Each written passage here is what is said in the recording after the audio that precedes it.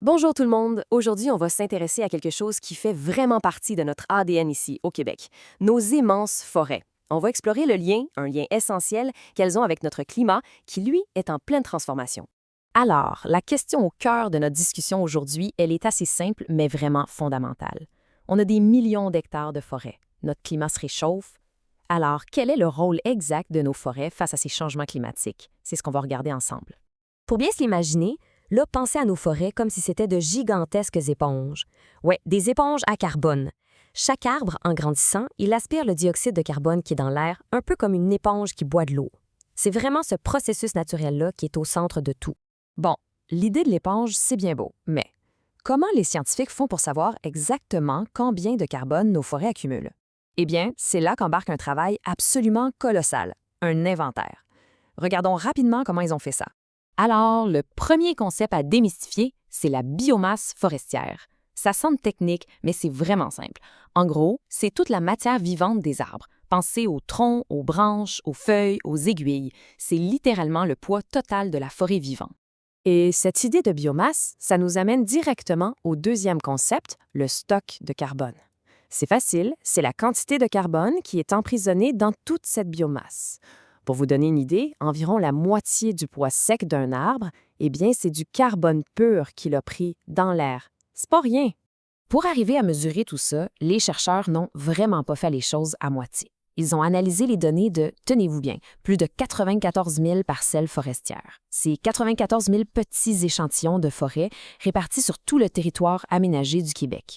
On parle d'une base de données gigantesque qui donne un portrait super précis de la situation. OK, maintenant qu'on sait comment ils ont travaillé, passons aux résultats. Le bilan actuel. Concrètement, combien de carbone nos forêts gardent-elles en réserve en ce moment même? Et le chiffre clé, le voici. En moyenne, chaque hectare de forêt aménagé au Québec stocke 37,6 tonnes de carbone. 37,6 tonnes. Pour se donner une image, un hectare, c'est grosso modo la taille d'un terrain de soccer. Imaginez donc 37,6 tonnes de carbone stockées sur cette surface. Bon, ce chiffre, 37,6 tonnes, qu'est-ce que ça veut dire quand on se compare? Eh bien, au Québec, on est à 37,6 tonnes par hectare. La moyenne, pour tout le Canada, elle, est un peu plus élevée, autour de 45 tonnes. Une des raisons qui explique cette différence, c'est que plusieurs de nos forêts sont relativement jeunes, elles n'ont tout simplement pas encore atteint leur pleine maturité. D'accord, donc 37,6 tonnes, c'est le portrait actuel. Mais est-ce que c'est le maximum que nos forêts peuvent faire? Est-ce qu'elles roulent à pleine capacité? Ou est-ce qu'elles ont le potentiel de stocker encore plus de carbone? Ça, c'est la vraie question. Et c'est là que ça devient super intéressant, parce que les chercheurs ont utilisé des modèles pour se projeter dans le futur, pour voir ce qui pourrait arriver avec les changements climatiques. Et ce qu'ils ont trouvé, c'est assez prometteur. Pour bien comprendre ce qui suit, il y a un autre concept important, le stock maximal potentiel. Attention, ce n'est pas ce qui est stocké en ce moment, c'est la capacité théorique d'une forêt. C'est la quantité maximale de carbone qu'elle pourrait stocker dans un monde parfait, sans feu de forêt, sans coupe, avec des conditions climatiques idéales. C'est, si on veut, la taille maximale du réservoir. Et voici le chiffre le plus marquant de toute l'étude.